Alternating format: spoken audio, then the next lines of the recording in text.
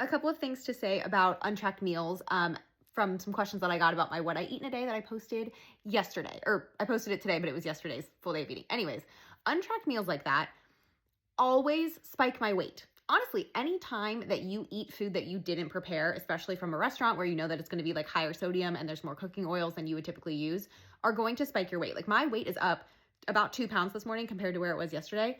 That does not mean that I gained 2 pounds. The scale is up 2 pounds, but that is all water weight from eating differently yesterday and that increased sodium and the fact that I had ice cream at like 10 o'clock at night when usually I'm asleep at 10 o'clock at night.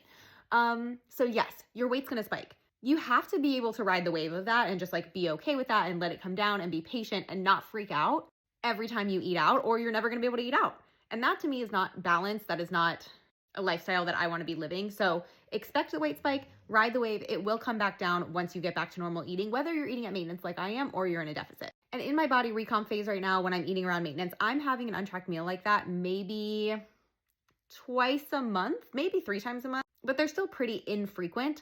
If I was cutting, if I was in a calorie deficit and had a fat loss phase, it would be even less frequent than that. It might be like once a month, once every 6 to 8 weeks. That doesn't mean that I would never eat out. It just means I would track it and fit those meals into my calorie deficit target to make sure that I was still in that deficit condition, because we have a lot less like wiggle room and space for deviations from the plan when we're in a fat loss phase, because we need that consistent deficit in order for that fat loss to happen. So I still might eat out. I would just track it and try to keep myself in my deficit. I still probably would see a weight spike on the scale again, because that's just sodium. That's not a fat gain. That's just a water retention thing.